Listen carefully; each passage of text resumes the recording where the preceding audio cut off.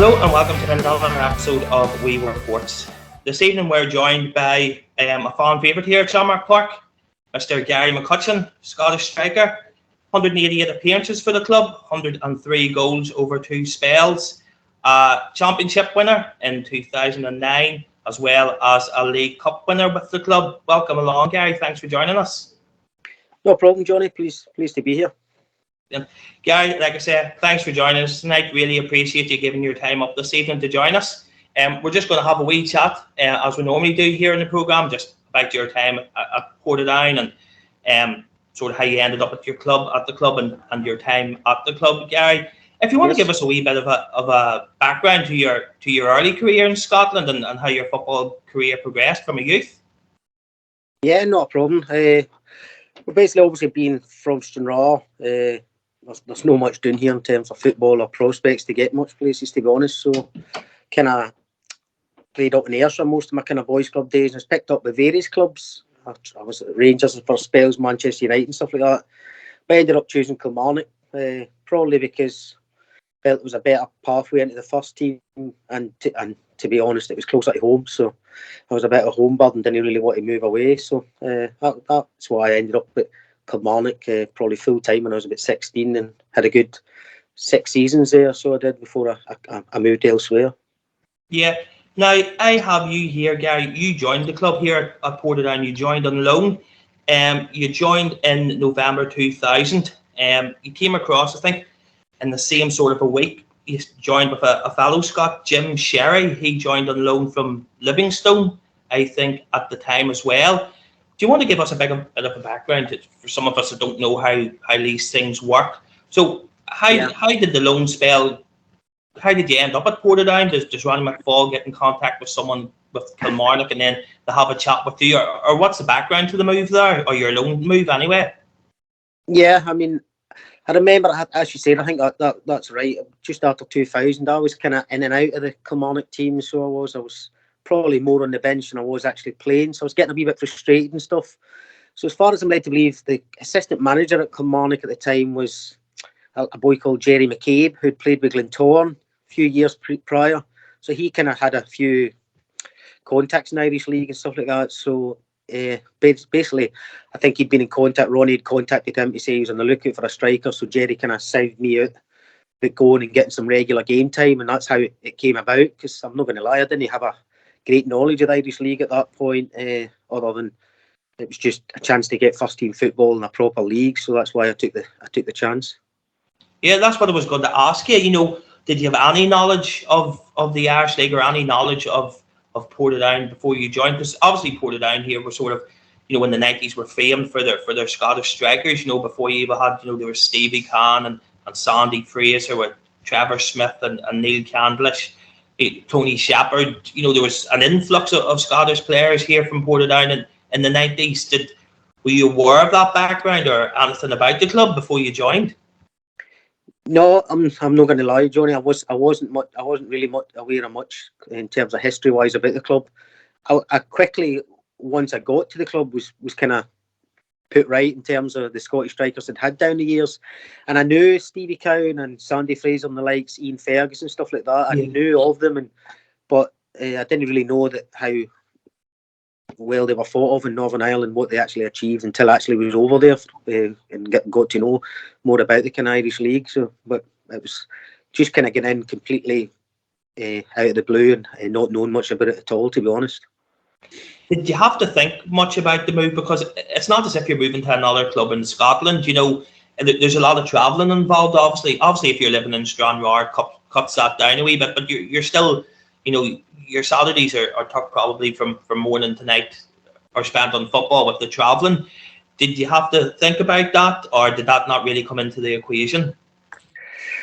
No, I mean, for most footballers, I suppose that's a massive thing, the travelling, blah, blah, blah. I mean, I used to hear people from Belfast moaning about travelling to Coleraine and stuff like that. Now, I used to drive me insane thinking that's nothing, you know what I mean? That's not even a quarter of my journey. But anyway, when you stay in Stranraer, I mean, even playing locally with Stranraer here in the Scottish leagues, they train in Glasgow. You're talking a 2.5 hour drive just to get training you know what I mean, twice a week and stuff like that. So it's just as easy for me, to be honest, Johnny, just to jump in a jump in a boat, sit in comfort on a boat, watching the TV rather than driving all over the country, which I had to do in Scotland when I actually played here. So rather than feel it as a chore, I actually quite enjoyed that side of it, basically just the boat journey across. And then, as I said, there was in the Irish League, there's nothing more than really an hour for Belfast, which, as I said, it's a fairly minimum drive for the likes of myself.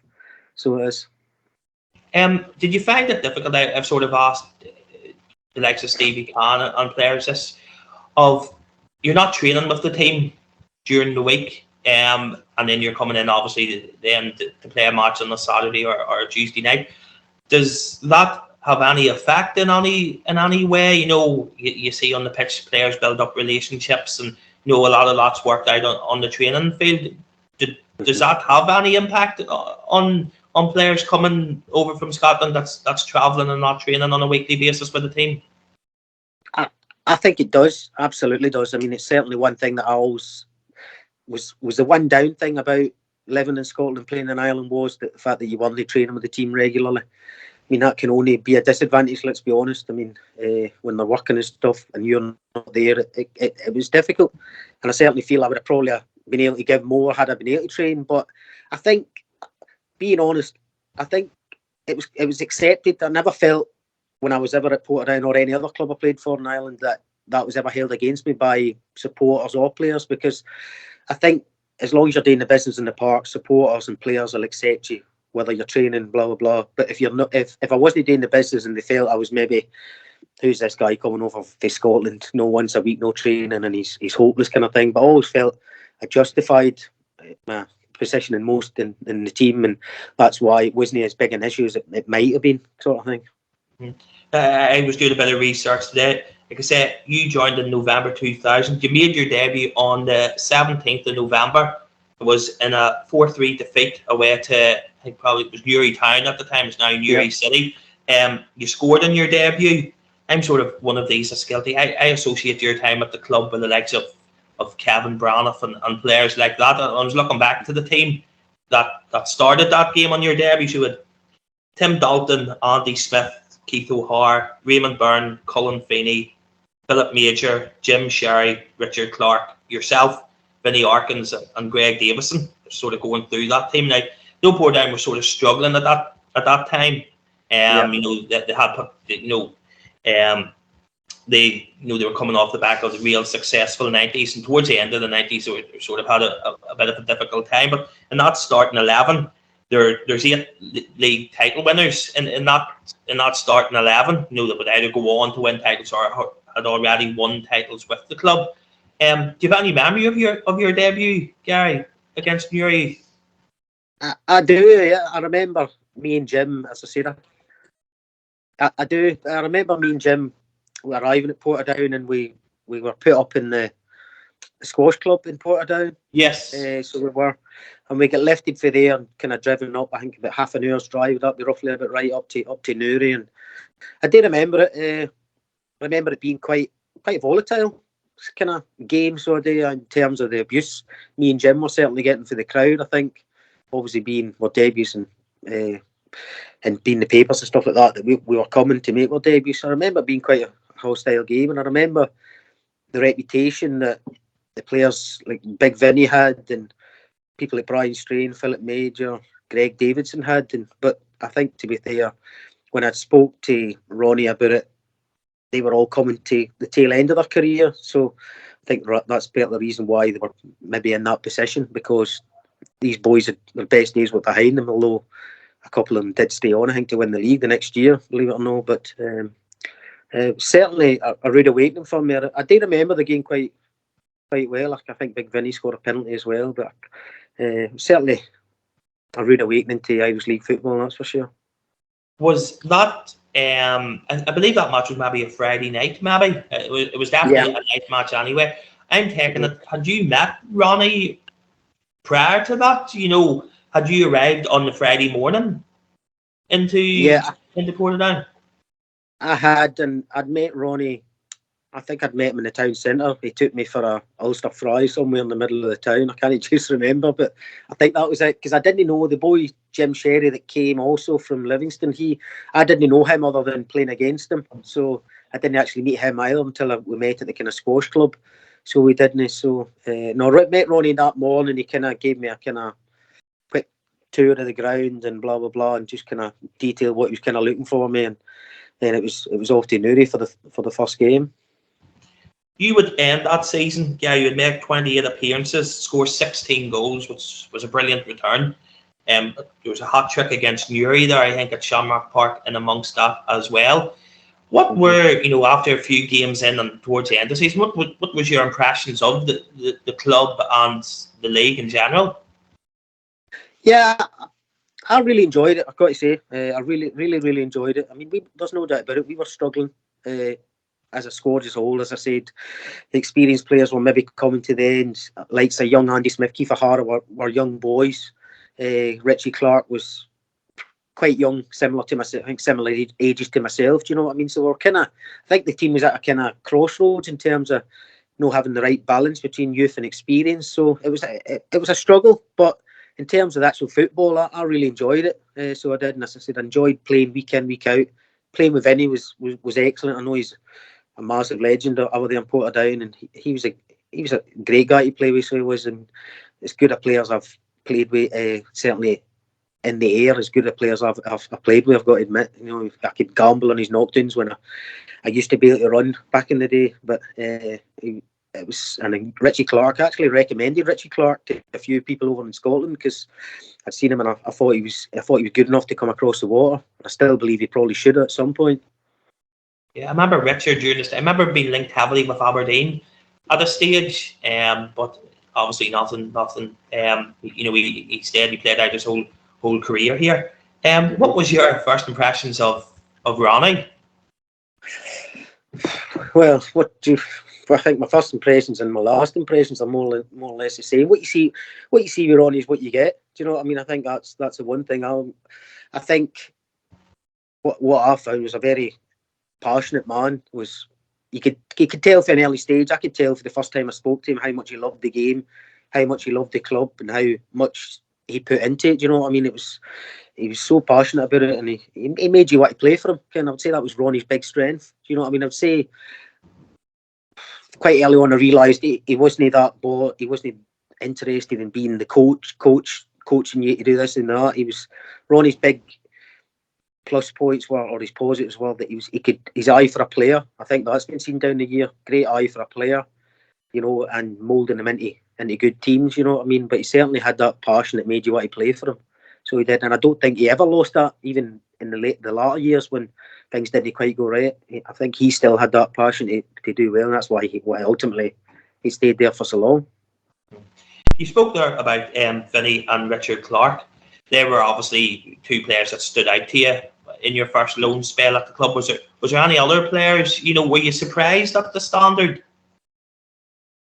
I wasn't overly surprised. I'd kind of been told, as I say, by a few boys. I spoke to a couple of boys that played what I knew Irish teams were coming over to play Stranraer pre-season friendlies when I was a boy and coming to watch. So I knew the standard would be good. As I said, it wasn't probably quite the standard, obviously, of the Premier League in Scotland being full time and stuff like that. But the standard was really high. As I said, probably a wee bit arrogance coming for full time set up, thinking that I'm going to come over here and, you know what I mean, coast it. You know what I mean? That quickly get knocked out. I mean, I realised every week, no matter who you were playing, was a really, really difficult game. No matter who you were playing. And as I said, I always, and I still to this day, will tell people, you know what I mean, the Irish League's one of the hardest leagues you can ever play in. There's no easy games, so there's no. You would obviously then go back to or your loan spell would end here. You were a big fan favourite during your loan spell here. Was there ever any discussions about making the move permanent at that stage? There was. Ronnie was obviously quite keen. I think he'd obviously get a few in the pipeline ready, because obviously they won the league the next year. But I knew Gary Hamilton was coming in. I think they were bringing another boy in from Newry, Gary McPhee. Is that right? Gary McPhee came on a loan spell the season after we won the league. Right, okay. That season that you're referring to, Gary Hamilton came in. Dean Fitzgerald came in from Yeah, Newry as well. Was a right. midfielder. Peter McCann came in from Blackburn. But Gary Yeah, McPhee was the following season. you're right. No, well, I just knew. Obviously, I think it's well known. Ronnie used his budget on his starting 11, 1 to 14, if you like, but there wasn't much room for much more after that. So I think he had to be wary. I was coming for full-time football. Do you know what I mean? So it would have took a, but we certainly discussed it. And in hindsight, you look back and you think that might have been a good option. Do you know what I mean? But I think deep down I wanted to come back to Kilmarnock to try again, to have another year. And to be fair, the year I did come back, I did get back in the Kilmarnock team for a good bit of the season, and it was only really when the manager moved on and the manager changed that I realised my time was up there. Do you know what I mean? So who knows? You know, it might have been, but it wasn't to be, and we just need to move on. You would then return to the Irish League then in 2005, am I correct in saying, and you would Yep. sign for Larne. Yes. Just remember at the time, Portadown supporters were a bit shocked. We always thought you would end up back here at some stage, but we were surprised then that you ended up at Larne. At that stage, were Portadown involved again, or was it just the sole Larne were the team in for you? No, I mean, I kind of came out of full-time football and decided that I was going down the part-time route. I know I wanted to full-time. I had a few full-time offers in Scotland and stuff, but I just decided I needed a change. I needed something different, and then I got a contact for a few clubs. I spoke to Portadown. I also spoke to Paul Kirk at Distillery, and there was somebody at Glentoran. I can't just remember now, being a long time ago, but it was a boy for Larne, that a boy called Sean McVeigh, who was on the board, and was phoning me every kind of second day. And I'm not going to lie, Johnny, the deal that they offered me was, it was like, I was really taken aback by the deal that they offered me just for one season, and I thought, just kind of set teenagers in, I thought I'll just give it a go and see what happens. Do you know what I mean? I thought at the end of the day, if I sign for a season and do well, other avenues will open up, as they did, and that's why I just decided to take the chance on them. Do you know what I mean? And to be fair, I enjoyed it. I had a good year there. Do you know what I mean? It was, again, we're one of the best sides, but it was an enjoyable year, and certainly one that I look back on fondly, I must admit. Was Neil Candless at Larne at that stage when you signed for them, or had he moved on by that stage? I think he'd moved on. It was Kenny Shields was the manager, and Chris Lindsay was there, and Mark Dixon, and a couple of other lads. I mean, we had a few good. Well, actually, I think we ended up finishing about 9th or something. I can't just remember, but it was a 16-team league then. But we were kind of fighting relegation most of the year, but we had enough good players to get out of it. And as I say, it was. I really enjoyed it, so I did. Really enjoyed it.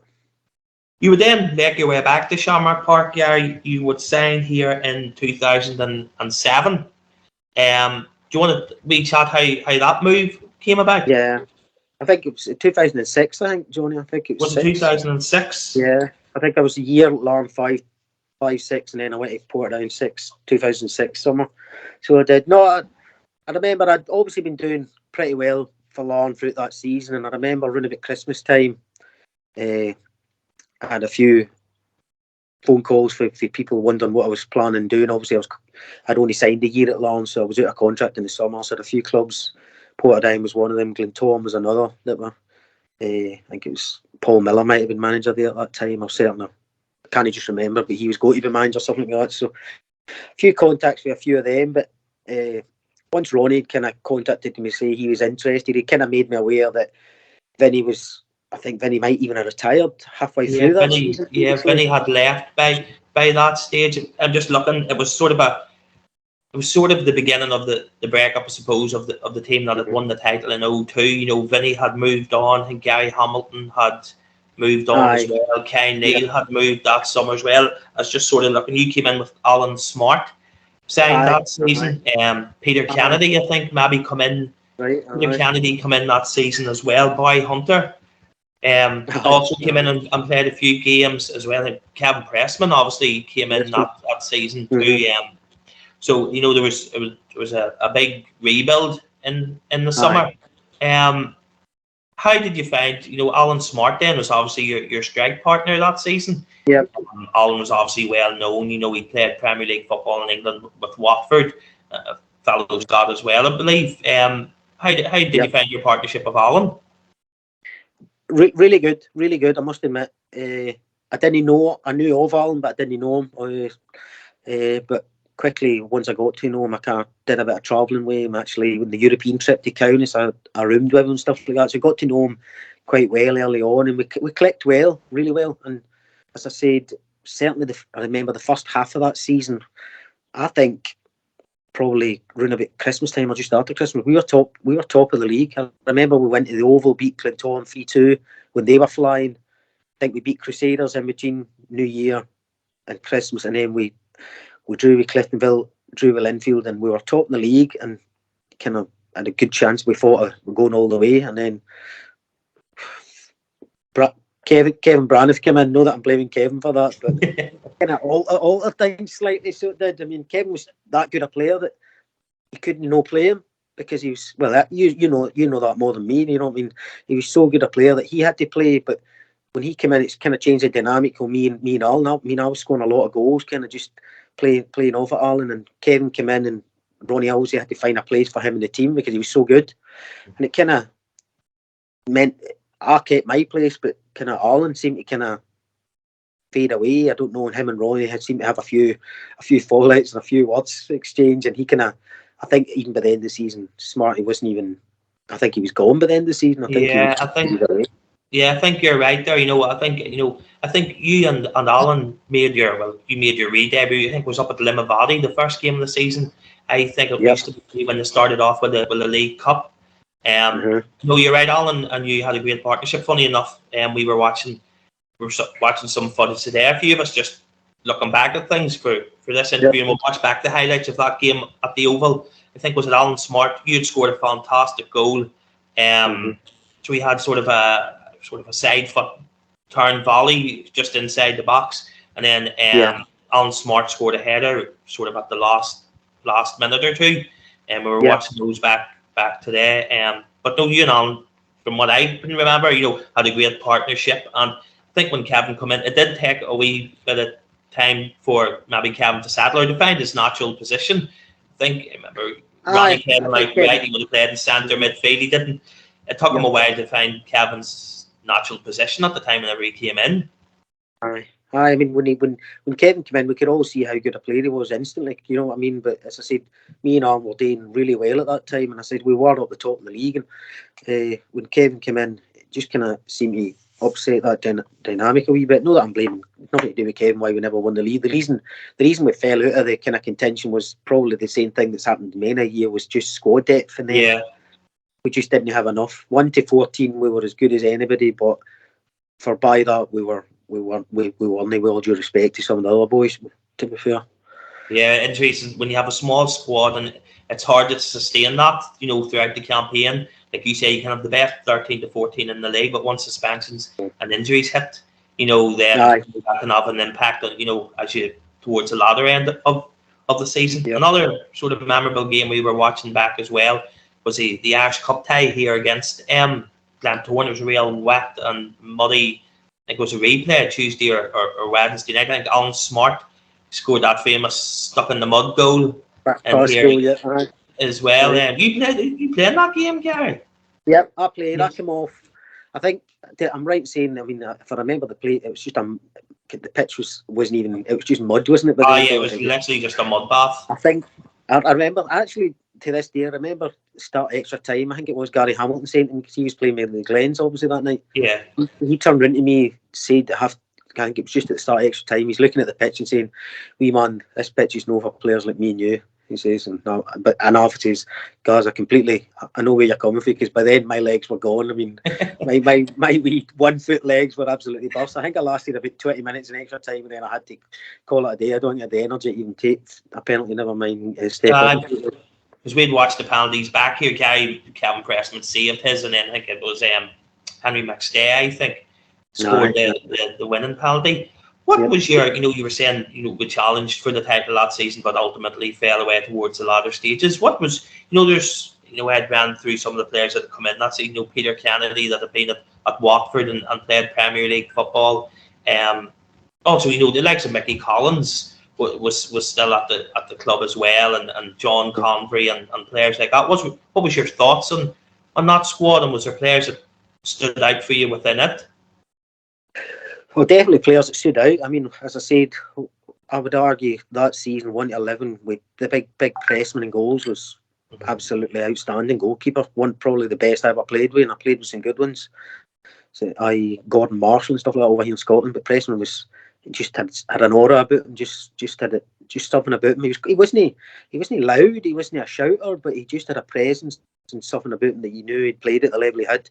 You know what I mean? He was actually a really down to earth good guy as well. You know what I mean? I remember we were doing in Dublin for Satanta Cup, and we a few drinks after the end of the games. No, he was just a generally nice guy, and I think he was a massive asset that year. So he was. But no, when Kiefer Hara was obviously a really good player by then. You know what I mean? You'll not get a better left back than Keith by that point. Big John was as good as centre back as I was in the league, and I think Henry McStay that year came out of nowhere, just suddenly appeared, and I remember thinking, Henry turned into a right good player. And I might be wrong, Johnny, but you probably be able to. Did he not get a move to full-time football from that season, or certainly near then? He did. I could be wrong on this. Royal Antwerp rings a bell with me. I don't know why that is. Now, he did return. Did he come back? It was maybe the season after you left then. Ronnie re-signed him in the summer. But yes, he didn't. He was only here maybe for a month or two. Ronnie was playing him centre midfield when he came back, right. and the move just didn't work out. I believe Henry now is the physio at Leeds United, and one of their head physios. Physios there. Right. He turned out to be a really good player. So yeah. You look at that squad, it's easy sometimes to dismiss, but some of them names, like loads of players there, have played top level football, in England and Scotland, such as yourself, Alan Smart, Peter Kennedy, Wesley Boyle was another one who'd been at Leeds. John Convery obviously had been at Celtic, in his youth as well. It was just packed with great players, and probably when you look at where the club is currently, probably sides and squads like that you didn't appreciate at the time, but it's just just one of those things. Just going through some of my notes here. Then, I'm going to move on, sort of skip a wee bit. The following season, I think we would finish fifth, but ultimately at the end of that season came the massive bombshell that the club were to be demoted down to the championship. Due off the field matters, they were rejigging the leagues at the time and doing new formats, and due to late paperwork, Portadown didn't get accepted into the Premier League and had to drop down. It was a massive story, a real bombshell for the club. Do you remember how you found out the news and how you reacted to it? I mean, obviously, because I was I'm led to believe, if I'm right in saying, I think the players, obviously based over there, were brought into the club one night and basically told about the situation, about blah, blah, blah, this was happening. Well, basically, that they were moved down a league and that basically nobody was leaving, you know what I mean, unless Ronnie wanted them to leave, kind of thing. Basically, that was the stance. I mean, I think I found out about it through a third party. I think it might even have been a newspaper that phoned me to kind of inform me about it. I was completely in the dark. Do you know what I mean? Because you sort of wonder what's the future here. You know what I mean? Can they sustain the wage bill and stuff like that in the league below? Because, well, some of the players, as we've just said, some of the players we're talking about here, Kevin, Wesley Boyles, Richie Clarks, John Convery's, Kiefer Harris. Do you know what I mean? These guys earn good money. Do you know what I mean? And it was always a worrying time, I think, for us all. It was for Portadown to be in a lower league at that time was unthinkable. Portadown were one of the powerhouses here in the Irish League, and we're always thereabouts. Did you have to think about things from a football point of view, or were you just happy enough to go with it, so to speak? I mean, I was happy at the club. I mean, I'm not going to lie, because I always felt we were always a couple of players away from challenging for the Irish League, never mind the Championship. Do you know what I mean? So I was happy at the club at the time, and never.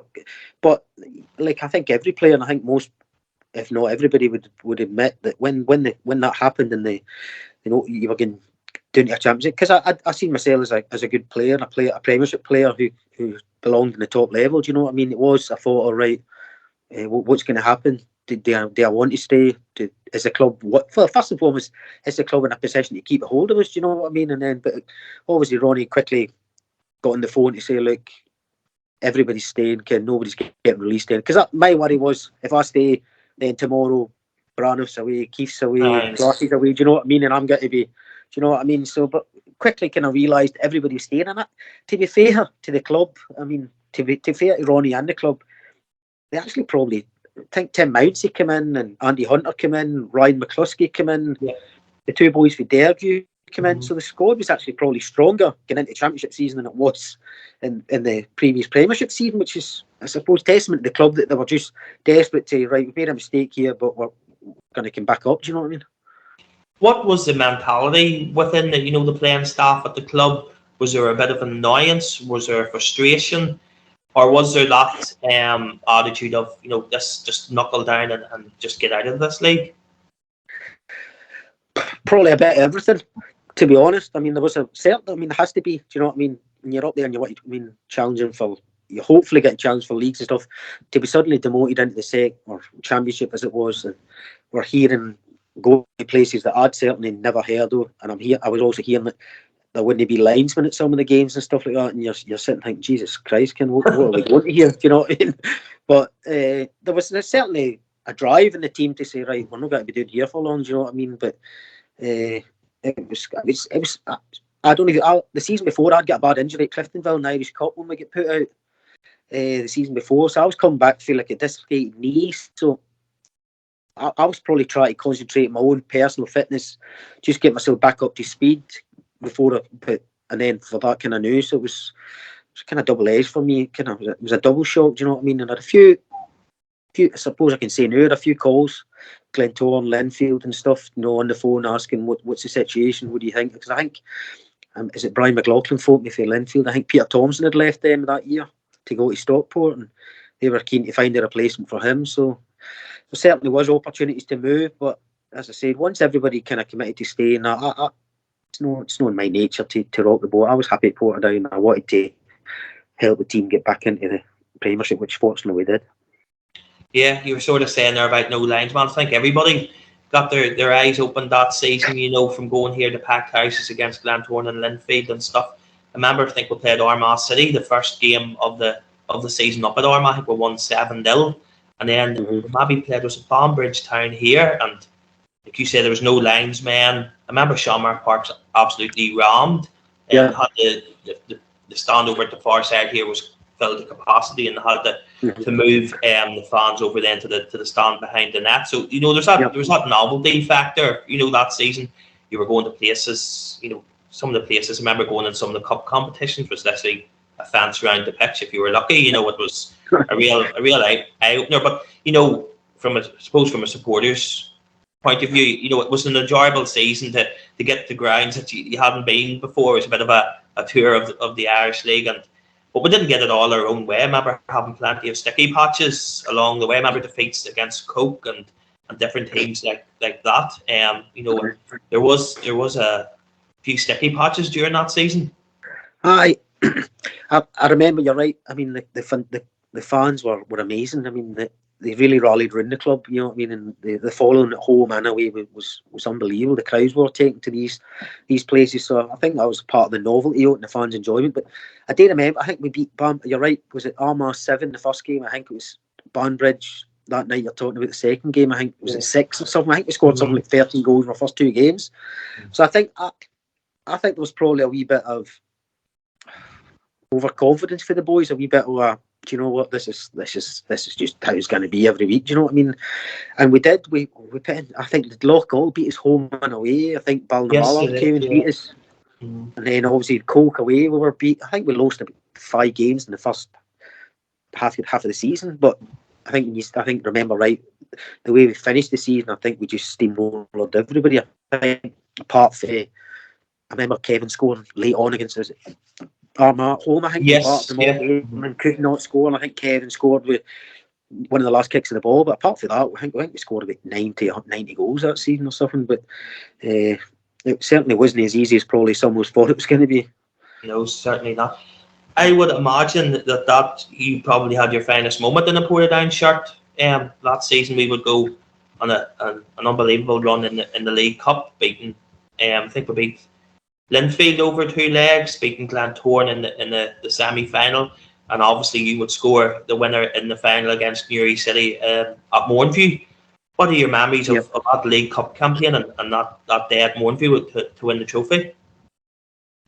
I mean, I think that was one of the big. Ronnie was massive on that. I mean, the league was the league, but I think Ronnie wanted to show the country, everybody, that Portadown were a Premiership team, all in but what league they were playing. Do you know what I mean? And he tried to kind of really force that into the players. Do you know what I mean? That would this is an opportunity for us to show everybody that we're still a top team. Do you know what I mean? One of the best teams in the country. And the way they draw, as you say, was it Linfield home and away, then Cliftonville home and away, Glentoran. Yes. Then, well, you would argue Newry was probably the easiest or the weakest side we played in the whole run, although they gave us a right good game in the final, to be fair to them. So no, it was I think we all knew we were capable of playing at that level. Do you know what I mean?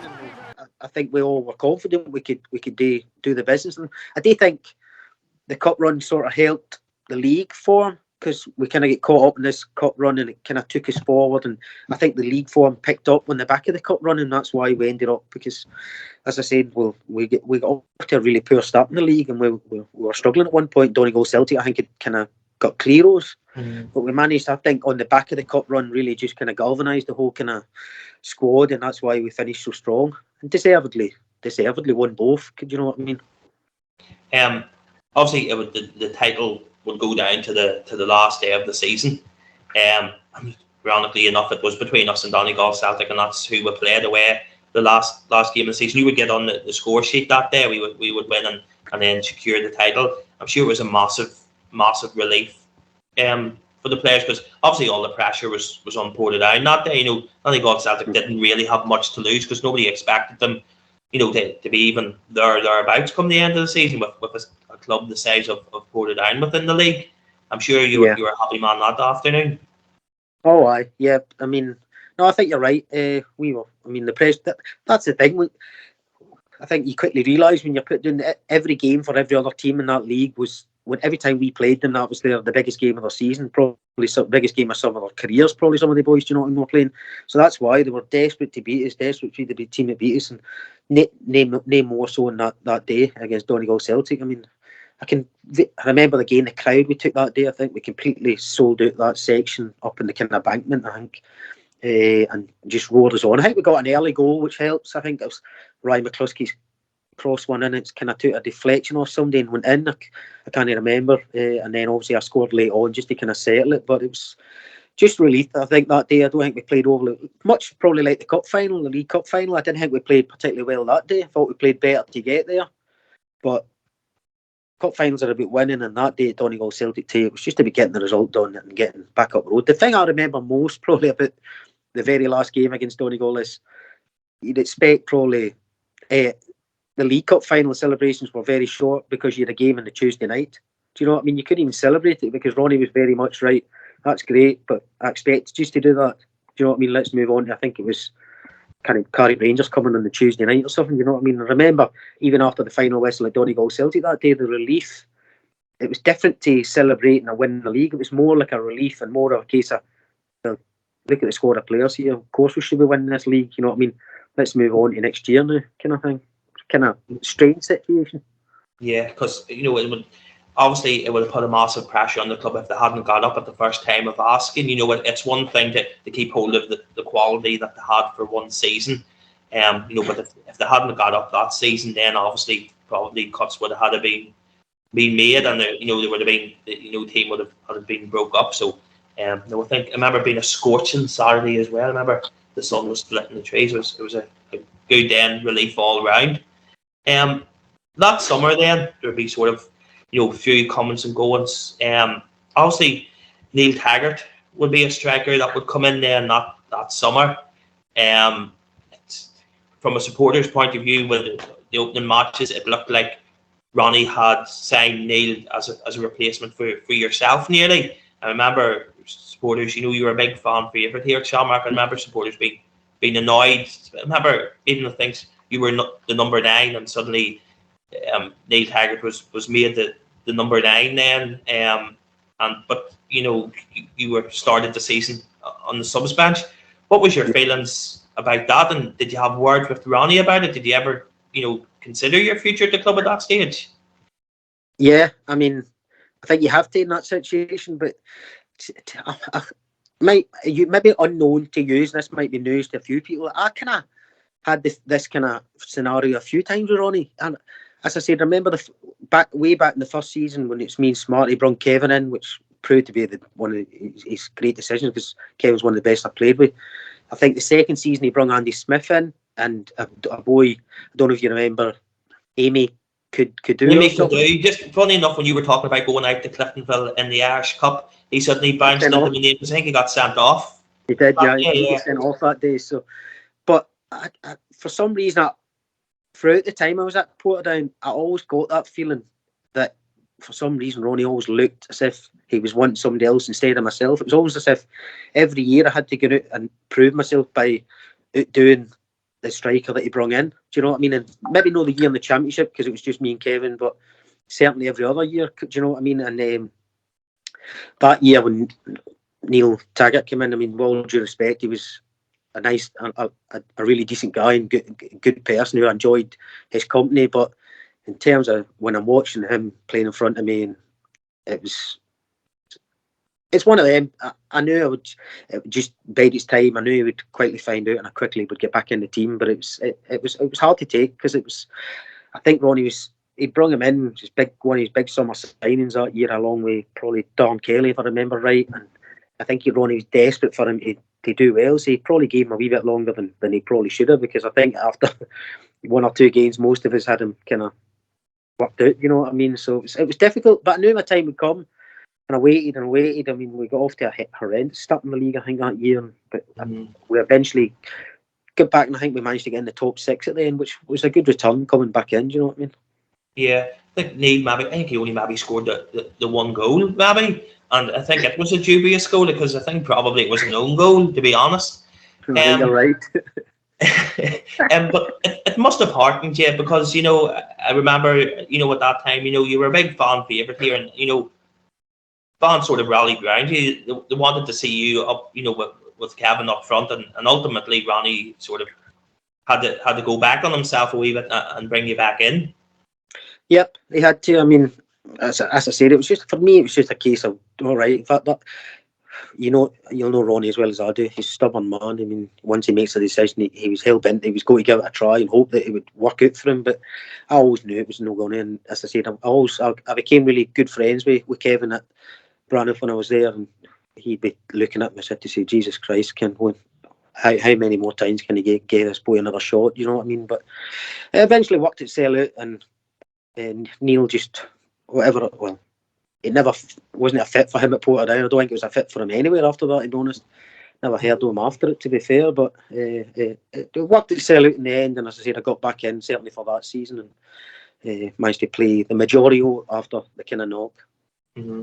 You're speaking about Kevin, we had done one of these with Kevin about a year ago, maybe not quite a year ago, and we were talking about his strike partners at Portadown, and I think he mentioned you were one of the best strike partners he played with here at Portadown. He's had a really great relationship up front. Where does he rate with strike partners that you've had throughout your career, Gary? I mean, he's up there with probably the best, or certainly one of the best. I mean, I always played with boys like Alex McCoy and stuff like that when I was younger and stuff like that, but it's slightly different in terms of Kevin and me played up together for a good few years, so we had a great partnership. You know what I mean? Probably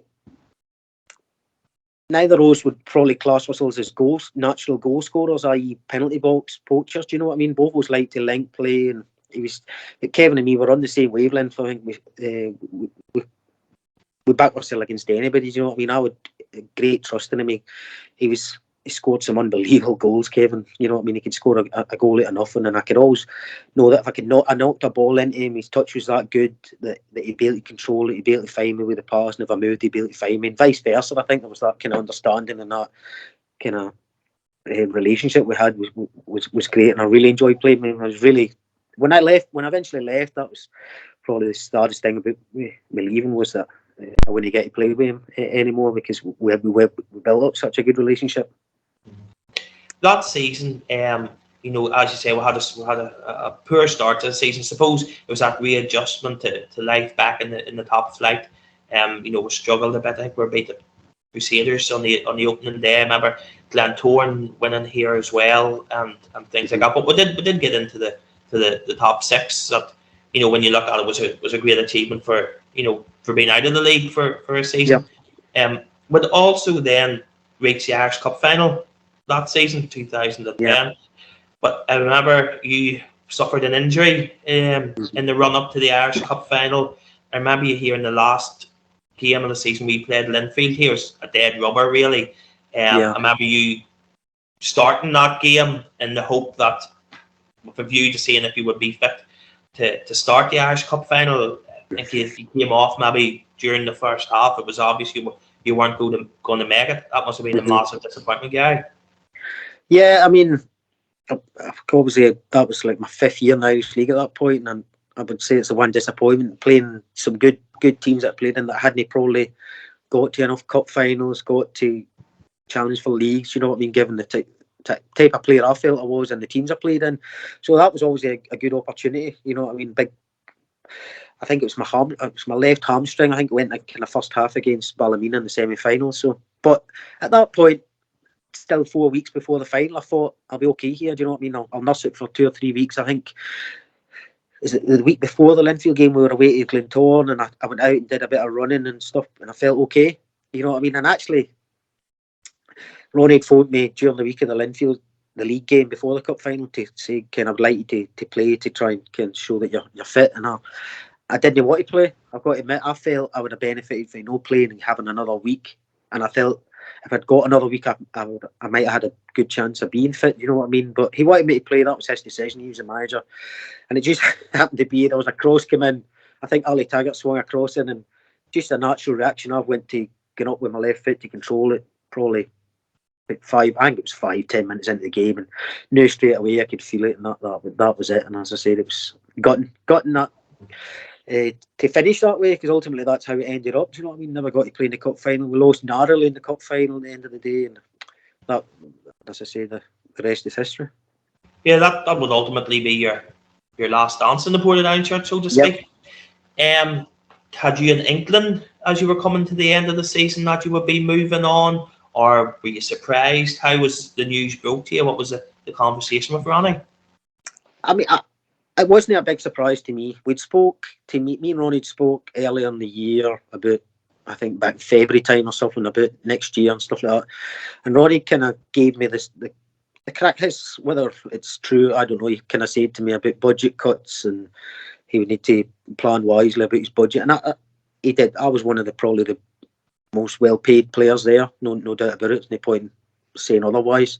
So he kind of intimated to me that budget wasn't going to be as big. He was maybe needing to kind of stretch it, but he wasn't saying he was letting me go or that. But you know what I mean? I just kind of got the inkling for him that, right, is he kind of telling me here backwardly that it's going to be a struggle to keep me here. So at that point, it was kind of left. And I suppose when you come to near the end of the season and maybe the contract's no there for you to sign, as a player, you know your time's up. You know, it's just a feeling you get. Do you know what I mean? And I knew getting into the kind of cup final that, although I was there watching with the boys and there with all the build-up, I knew that my time was up. And obviously, I spoke to Ronnie says to me after the game in the cup final, I'll speak to you next week. And we phoned and we had a crack, and he explained the budget cuts and blah, blah, and how it just wasn't feasible for him to keep me on, and that was fine. And we parted the way we always did, amicably. We had words throughout the years, but we parted in good terms, and I wished him well, and he's the same, and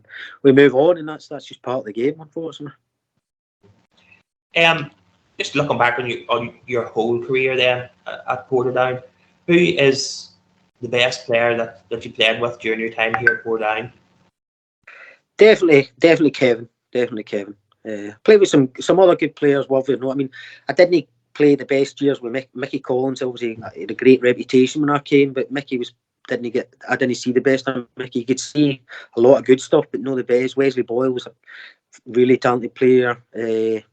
Richie Clark, as I say, special mention to him. I love playing with him. I thought he's really gifted player. Keith O'Hara, John Convery, they boys that were, I suppose, there with me the whole time. Do you know what I mean? So, but Kevin was a special. I felt Kevin was on the same kind of wavelength as myself. I think we just worked well together, and as I say, that trust we built up was as good as anybody I played with, I must admit.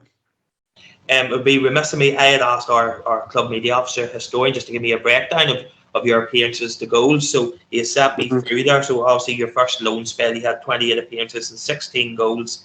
2006-07, which was in your first season back at the club as a permanent signing, you had 47 appearances with 24 goals.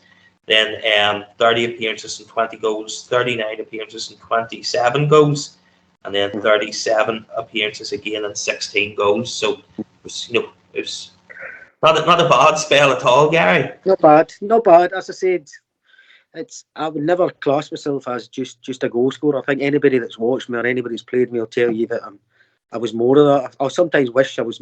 Ronnie certainly sometimes wished I was more in the box to tuck things home. But I like to drop and link, and probably that people wonder how me and Kevin worked because he was similar type of player. Do you know what I mean? But we managed to work it between ourselves. And as I said, no, it's not a bad return. It's certainly nice figures to hear. So it's.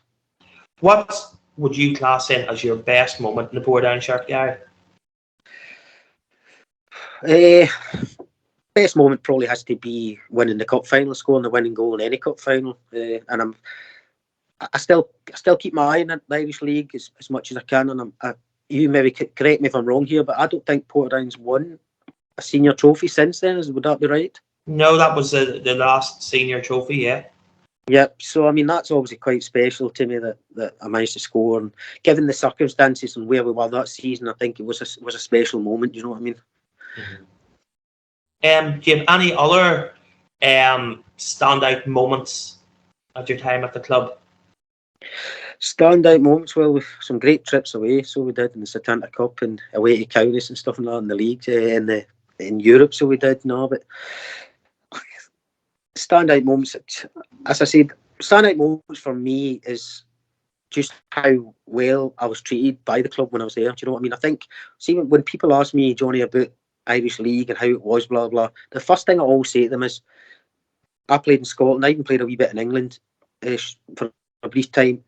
I've never been treated as good as I was when I was in the Irish League. And that's every club, whether it be Portadown or any of the others that I was at. The way that you look after the players and the way you're treated by fans and opposing fans who give you dog's abuse during the game, but once you meet them in the street after it and blah, blah, you know what I mean, they're really down to earth, good people. So that's, for me, the standout moment is just how well I was treated for the 10 years that I played over there, and how welcome I am whenever I go back over. Do you know what I mean? That to me is the best thing about it. Do you know what I mean? But the club had their end of season dinner there a couple of weeks ago, and Vinnie Arkinson was one of the players that was inducted into the Hall of Fame, and Mark McCann had come up, and he was saying about I think you were drafted in at the last minute. You bit of a transfer from Larne to the Portadown Legends team for the competition up at Larne. Was it at Larne or at Cliftonville there a couple of weekends ago? It was at Larne a couple of weekends ago. It was a brilliant day. I mean, I was a bit disappointed I never got the call for Portadown to get in their team, but I ended up agreeing to go with the Larne boys. But I turned up in the morning and I arrived there, and Kieran Connor, who was kind of organising it, says to me, "Cutchy, you've been transferred this morning to Portadown," and he says to me, "You're more a legend there than you are anywhere else anyway." So I says, "No, I'm happy enough with that." But then when I went to the team, I didn't realise, I seen Marco and Richie, Pat McGivern and stuff, but we only had like 7 players, so it was a tough one. I think Mr. Braniff and I think Andy Hunter, there's a couple then had cried off, I think, that morning. Funny enough, we had put a thing on our social media there in the run up to the night's interview, and Andy Hunter had asked, "Do you still like a wee moan at the referees?" Well, always I mean, and that's the one thing on anybody that plays with me will tell you. I was a right whinger on the pitch, so I was. I would like to think I'm a really decent person off the pitch, as anybody will tell you when you say boo to anybody. Do you know what I mean? But on the pitch, I was, whether it be referees or my fellow players, I was a moan. But I think I was a moan because, Johnny, I liked high standards. I wanted to win. I was a winner. And I wanted to do as well as we could, and didn't accept when stuff wasn't going right. Do you know what I mean? But quickly forget about it and move on. But I have a few laughs when I meet somebody like at that Legends thing 2 weeks ago. I met Adrian McCutcheon was there, the referee for a few years back, and he was saying to me, "You got to moan at me the day and stuff like that." And I was like, "No, I'm chilled out now. I'm over 40 now. I'm chilled out. I promise you." Well, no promises, I said. Listen, Gary, thank you very much. We're going to conclude the interview there. Thank you very much for taking the time this evening to chat with us, to go down a bit of a memory lane. As I say, we've sort of been doing these over the last year or two, and you're always the first name on anybody's lips whenever we're talking about who would like to speak to. So you're well thought of. You're a real fan favourite at the club, and hopefully you'll not be a stranger. We'll maybe see you at a game over the next season or two. You're always welcome here at Shamrock Park. Yes. So listen, thank you very much for taking the time, and we'll see you next time. Thank you. Thank you. Cheers, Johnny. Appreciate it.